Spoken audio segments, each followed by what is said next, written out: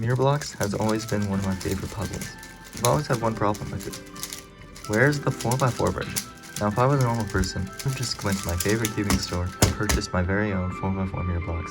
But I'm not a normal person. So today, I decided to make my own 4x4 mirror blocks.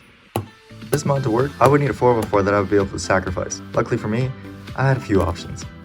I decided against using these two because they're stickerless and I don't want to paint them afterwards. Now which one to use out of these two? The non-magnetic YJ or the Yusu V2 M? I decided to go with the Yusu, even though it turns a little bit worse than the YJ. Its corner cutting is slightly worse, but it is magnetic, which is very useful on mirror blocks. After deciding on the cube, I made some quick extensions in Onshape and got them 3D printed. Here's take one. As you can see, it did not turn out very well. Pieces do not fit on very cleanly and they are very sharp. Another thing I didn't notice, the outer edges on this 4x4 are actually slightly larger than the inner edges, meaning that these pieces just don't fit entirely.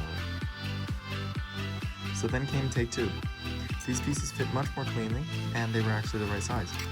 But I did not round the edges off nearly as much as I should have, and these are obviously still very sharp. It's not gonna work either. But then came take three. As you can see, these are much more rounded and fit on the pieces much cleaner. These are also completely the right size, and after printing these two test pieces, I decided just to go for it and print all of them. The first step was to remove all the stickers, which ended up scarring up the puzzle quite a bit, but that's not going to matter because we're obviously gluing on the 3D printed extensions on top.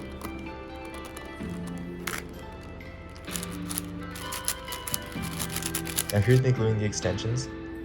Obviously I had to get this pretty much perfect because if I didn't, the turns would catch on these pieces and it would just be a huge mess.